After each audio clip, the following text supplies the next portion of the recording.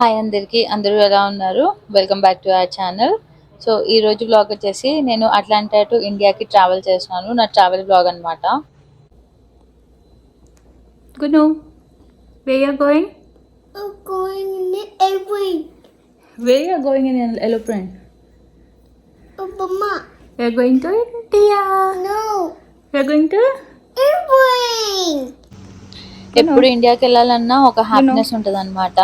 కానీ ఈసారి అయితే అసలు ఇది సడన్ ప్లాన్. నాకే ఒక 4 days ముందు తెలిసిందనమాట నేను ఇండియాకి వెళ్ళాల్సి వస్తుంది అనేసి. సో సడన్ ప్లాన్ కాబట్టి నేను అసలు ఏం ప్రిపేర్డ్గా లేను. అండ్ కొంచెం హ్యాపీగా అండ్ కొంచెం నర్వస్గా ఇంకా కొంచెం టెన్షన్గా బాధగా కూడా ఉంది. నాకు యాక్చువల్గా వెళ్ళాలనిపించలేదు ఈసారి. బికాస్ నేను యాక్చువల్గా నెక్స్ట్ ఇయర్ వెళ్ళాల్సింది. ముందే అది ఆగస్ట్లో వెళ్తున్నాను. అది ఎందుకు వెళ్తున్నాను అనేది మీకు నెక్స్ట్ బ్లాగ్లో తెలుస్తుంది. అండ్ అసలు నేను ప్రిపేర్డ్గా లేను. నాకు 4 days ముందే టికెట్ బుక్ చేశారనమాట. సో 4 days ముందే టికెట్ బుక్ చేసుకొని ఇంకా అప్పటికప్పుడు షాపింగ్ చేసేసి నేను ఇండియాకి వెళ్తున్నాను. అసలు ప్రిపేర్డ్గా లేను. అండ్ ఇలా వెళ్ళే ముందు మెయిన్గా నేను ఏంటంటే రవికి కొంచెం ఫుడ్ ఏదన్నా తినేలాగా ప్రిపేర్ చేసి అలా కొంచెం ఆయనతో టైం స్పెండ్ చేసి వెళ్తాను. కానీ ఈసారి అలా ఏం లేదు. డైరెక్ట్‌గా వెళ్ళిపోతున్నాను. ఇంకా రవితో కూడా అసలు టైమ్ స్పెండ్ చేసినట్టు కూడా లేదు నాకు. అండ్ సో అందుకే నాకు కొంచెం బాధగా ఉండి బాగా ఎమోషనల్‌గా అనిపిస్తుంది. ఎళ్ళే వరకు కూడా నాకు వెళ్ళాలని లేదనే చెప్తున్నాను రవికి. కానీ ఫైనల్‌గా వెళ్తున్నాను. ఈసారి మాత్రం కొంచెం ఎక్కువ డేస్ ఉంటాననమాట ఇండియాలో. అదొక బాధ నాకు. బికాస్ కొంచెం మంచిగా ప్రిపేర్ అయ్యి హ్యాపీగా వెళ్తే ఏం ప్రాబ్లమ్ లేదు. కానీ అసలు సడన్‌గా వెళ్ళాల్సొస్తుంది కాబట్టి కొంచెం బాధగా అయితే ఉంది. సో నేను ఇంటి నుంచి నాకు ఫ్లైట్ వచ్చేసి నైట్ 7:30 అనమాట. ఖతార్ ఎయిర్వేస్ బుక్ చేసుకున్నాను. సో నైట్ 7:30కి అండ్ హైదరాబాద్‌లో నేను వెడ్నెస్డే లైక్ 2:00కి ల్యాండ్ అవుతాను. సో అది టైమింగ్స్. సో మేము ఇంకా రవి మమ్మల్ని డ్రాప్ చేయడానికొచ్చాడు. సో ఫస్ట్ టైం నేను అట్లాంటా టు దోహాకి వెళ్తున్నాను. ఖతార్ ఎయిర్వేస్‌లో first Atlanta to Doha, Doha to Hyderabad అనమాట ఫ్లైట్. అండ్ నేను ఇది మొత్తం ఎయిర్‌పోర్ట్‌ది క్లియర్‌గా చూపిస్తాను. అట్లాంటా టు దోహాకి ఎలా వెళ్ళాలి అని చెప్పేసి. ఫస్ట్ అయితే ఎంటర్ అవుతే ఇది అనమాట ఎయిర్‌పోర్ట్. ఎయిర్‌పోర్ట్‌కి ఎంటర్ అయిన తర్వాత మనకి ఫస్ట్ లగేజ్ పెట్టేసేయాలి. సో మనకి బ్యాగేజ్ అంతా చెక్ ఇన్ ఉంటది. సో నా దగ్గర అయితే 3 బ్యాగ్స్ అనుకున్నాను. కానీ 4 బ్యాగ్స్ పెట్టుకున్నాను. సో 4 బ్యాగ్స్ మొత్తం చెక్ ఇన్ చేసేసినాం అనమాట.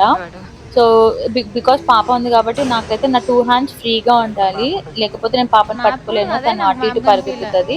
సో 4 బ్యాగ్స్ చెక్ ఇన్ చేసేసి నేను మాత్రం ఒక ల్యాప్టాప్ బ్యాగ్ వేసుకున్నాను.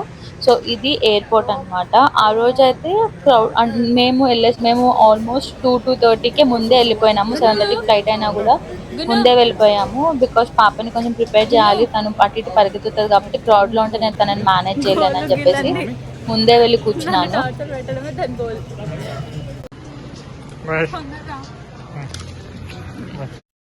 రవిని వదిలేసి వెళ్ళేటప్పుడు కూడా నాకు చాలా బాధగా అనిపించింది అనమాట. అసలు వెళ్ళాలనిపించలేదు. 2-3 టైమ్స్ వెనక్కి వచ్చి హగ్ చేసుకొని మరీ వెళ్తున్నాను నేను. ఇంకా ఫైనల్గా అయితే వెళ్ళాను. ఇవి చెక్కింగ్ గేట్స్ అనమాట. మామూలుగా ఇక్కడ చెక్కింగ్ ఉంటుంది మనకి. సో అలా స్ట్రైట్గా వెళ్తే అక్కడ ఆల్ గేట్స్ అని ఉంది కదా. సో చెక్కింగ్ అయిపోయిన తర్వాత మనం లోపలికి వెళ్తే అక్కడ అన్ని గేట్స్ ఉంటాయి. మనకి టికెట్ మీద ఏ గేట్కి వెళ్ళాలి అనేది ఉంటుంది. సో నాకైతే F1 గేట్ అని వచ్చింది. సో మేమైతే ఇప్పుడు నార్మల్గా చెక్కింగ్కి వెళ్ళిపోతున్నాము. ముందే వెళ్ళాం కాబట్టి మాకు చెక్కింగ్ అదంతా తొందరగా అయిపోయింది. సో ఇక్కడ చూస్తున్నారు కదా, ఇక్కడ F1 గేట్స్ అని ఉన్నాయి. అండ్ ఇటు సైడ్ అటు సైడ్ 2 సైడ్స్ ఉన్నాయి. సో మేమైతే ఇటు సైడ్ వెళ్ళాం అనమాట. మనకి చెక్కింగ్ అయిపోయిన వెంటనే మనకి ఇట్లా F1 గేట్స్ అని క్లియర్గా ఉంటుంది. సో మాది F1 కాబట్టి సో ఇక్కడైతే F1 to F10 గేట్స్ ఉన్నాయి. సో స్ట్రైట్గా వెళ్తే మనకి లాస్ట్కి మాది F1 గేట్ కనిపించింది. సో ఇంకా అక్కడ వెళ్ళి కూర్చున్నాం మేము.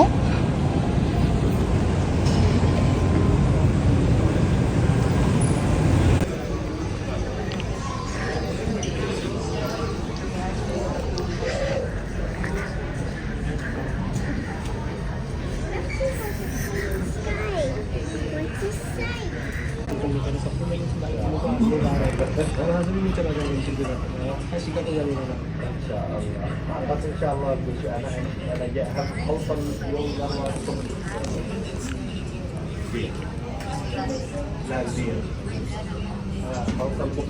ఇంకా మాది జోన్ అయితే 2 అన్నమాట. జోన్ 2. సో ఇది చాలా లైన్ ఉండే. ఈ లైన్‌లోనే మేము ఒక 1 అవర్ నిల్చున్నాము ఆ బ్యాగ్ ఏసుకొని. మెయిన్‌గా ఖతార్ బుక్ చేసుకోవడానికి 2 రీజన్స్.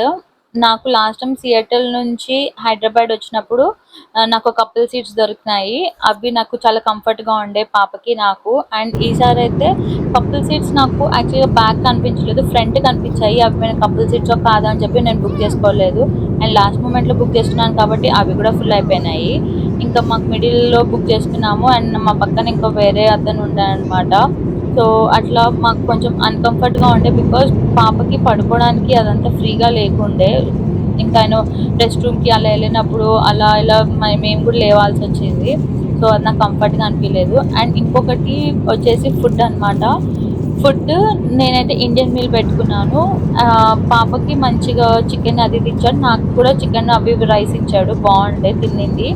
తర్వాత తనకి వెంటనే స్నాక్స్ టైమ్ అని చెప్పేసి స్నాక్స్ ఇచ్చారు పాపకి. చిప్స్, చాక్లెట్స్ అండ్ కొన్ని పాప్కార్న్స్ ఉండే. సో ఇది మెయిన్ అడ్వాంటేజ్ అనమాట. ఖతార్‌లో ఏంటంటే ఫుడ్ ఆప్షన్స్ పిల్లలు ఒకటి తినకపోయినా నెక్స్ట్ ఇంకొక ఆప్షన్స్ ఇస్తారు వాళ్ళు. సో మెయిన్‌గా బుక్ చేసుకోవాల్సింది ఫుడ్ కోసం అనమాట ఖతార్. అండ్ తర్వాత మేము చెప్పినట్టు ఆల్మహర్ సర్వీసెస్ బుక్ చేసుకున్నాము. దోహాలో దిగిన తర్వాత ఆల్మహర్ సర్వీసెస్ తను వచ్చి మమ్మల్ని ముందుగా తీసుకెళ్ళింది.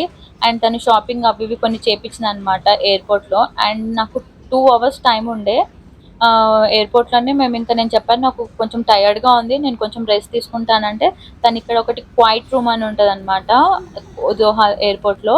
అక్కడ తీసుకెళ్ళి మీరు ఇక్కడ రెస్ట్ తీసుకోండి అని చెప్పేసి వెళ్ళిందనమాట. ఇంకా నేను ఇక్కడ ఒక 2 అవర్స్ మంచిగా రెస్ట్ తీసుకున్నాను. కాఫీ తాగాననమాట. ఇంకా కాఫీ తాగి రెస్ట్ తీసుకున్నాను. చాలా సైలెంట్‌గా బాగుండే. అండ్ మళ్ళీ తను కరెక్ట్ చెకింగ్ అప్పుడు వచ్చేసి తను మంచిగా మమ్మల్ని ఫ్లైట్ దగ్గరికి తీసుకెళ్ళి వదిలిపెట్టింది. నేను లాస్ట్ వీడియోలో చెప్పినట్టు ఆల్మా సర్వీసెస్ ఇస్ ద బెస్ట్ అసలు. వాళ్ళ సర్వీస్ చాలా మంచిగా ఉంటది. మంచిగా రిసీవ్ చేసుకుంటారు. మనం చెకింగ్ దగ్గర డైరెక్ట్‌గా తీసుకెళ్తారు. అండ్ ఇలా మనల్ని అడుగుతారనమాట. వాష్‌రూమ్‌కి వెళ్తారా? లైక్ ఇదంతా. మేము వాష్‌రూమ్‌కి వెళ్తాము అన్న వాష్‌రూమ్‌కి తీసుకెళ్తారు. నేను షాపింగ్ చేసుకుంటాను అన్నా కూడా తను షాపింగ్ చేసుకునేంత వరకు వెయిట్ చేసింది నా కోసం. సో ఈజీగా ఉంటదనమాట. బికాజ్ ఇలా చిన్నపిల్లలు అండ్ ఉన్నప్పుడు మనము మేనేజ్ చేసుకోలేము వాళ్ళని. బికాజ్ మనం ఆల్రెడీ టైర్డ్ అయ్యి ఉంటాము 13 అవర్స్ ట్రావెల్ చేసి. సో ఇలా ఒక సపోర్ట్ ఉంటే మనకు మంచిగా ఉంటదనమాట. అందుకే నేను ఆల్మా సర్వీసెస్ బుక్ చేసుకుంటాను. నాకు చాలా రిలీఫ్ ఉంటది వాళ్ళొచ్చి నన్ను రిసీవ్ చేసుకున్నప్పుడు, పాపని పట్టుకున్నప్పుడు అలాగా. అండ్ లాస్ట్‌కి నేను ఇక్కడ హైదరాబాద్‌లో ల్యాండ్ అయిపోయాననమాట. హైదరాబాద్‌లో చెకింగ్ చాలా ఉండే. నాకు చాలా టైం పట్టింది ఇమిగ్రేషన్ దగ్గర అక్కడ ఇక్కడ. సో ఇంకా ఫైనల్‌గా బయటకొచ్చాను. నేను వేరే గేట్ నుంచి వచ్చాననమాట. మా పేరెంట్స్ వేరే గేట్ దగ్గర ఉన్నారు. సో ఇంకా మా చెల్లి అలా వీడియో తీసింది. అప్పటి వరకు నేను బాగానే ఉన్నాను. ఏమంత ఎమోషనల్ అవ్వలేదు. అండ్ మా డ్యాడీని చూసాక మా డ్యాడీ కొంచెం ఎమోషనల్ అయ్యాడు. దాని నుంచి నేను కొంచెం ఎమోషనల్ అయ్యాను. అది వచ్చేస్తుంది ఇంకా ఆటోమేటిక్‌గా. ఎవరం ఏం చేయలేము. అండ్ మా మమ్మీని చూసి కూడా నేను బాగా ఎమోషనల్ అయ్యాను. ఫైనల్‌గా హైదరాబాద్‌కి అయితే ల్యాండ్ అయ్యాను. లాస్ట్ టైం సియాటిల్ టు ఇండియాకి ల్యాండ్ అయినప్పుడు కొంచెం ఈజీగా అయిపోయింది నాకు ట్రావెల్ అదంతా. కానీ ఈసారి కొంచెం అంత ఈజీ కాకుండా కొంచెం నేను టైర్డ్ అయ్యాను చాలా వరకి. బికాజ్ నేను ఫుడ్ సరిగ్గా తినలేదు. అండ్ పాప కూడా సరిగ్గా పడుకోలేదు. మేబీ సీట్స్ వల్లో లేకపోతే దేని వల్లో నాకు తెలీదు. చాలా మాత్రం టైర్డ్ అయ్యాను. ఫుల్‌గా టైర్డ్ అయ్యాను. అసలు నిద్రే లేదు. అసలు ఇలా పట్టుకుంటే పడిపోయేదాని లెక్క అలా ఉండే అనమాట. అంత టైర్డ్ అయిపోయాను. సో ఫైనల్‌గా ఇండియాకైతే వచ్చేసాను. ఇండియాకి ఎందుకు వచ్చాననేది నెక్స్ట్ వ్లాగ్‌లో తెలుస్తది. వ్లాగ్స్ చూస్తూ ఉండండి. ఇండియా వ్లాగ్స్ వస్తూ ఉంటాయి. అండ్ మంచి మంచి వ్లాగ్స్ వస్తాయన్నమాట. వ్లాగ్స్ అస్సలు మిస్ అవ్వద్దు. మళ్ళీ నెక్స్ట్ వ్లాగ్‌లో కలుస్తాను. See you in the next vlog. అంతవరకు ఉంటాను. బాయ్. Going. ఇంక దాగున్న డ్రెస్కి రా కాక్రోచ్ కొట్టు.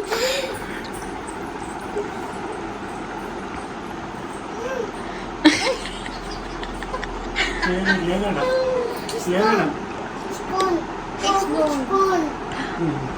పోయిందా? Yes. ఎవరు పోగొట్టారు? Look at this, Mama. It's a mommy Mama. No it's mummy బొమ్మ. అది గుణశ్రీ బొమ్మ. బొమ్మ ఇంకో మమ్మీ బొమ్మ. నీకు ఫ్లైట్లో టాయ్స్ ఇచ్చిర్రు, నీకు తెలుసా? ఏవి? ఈడ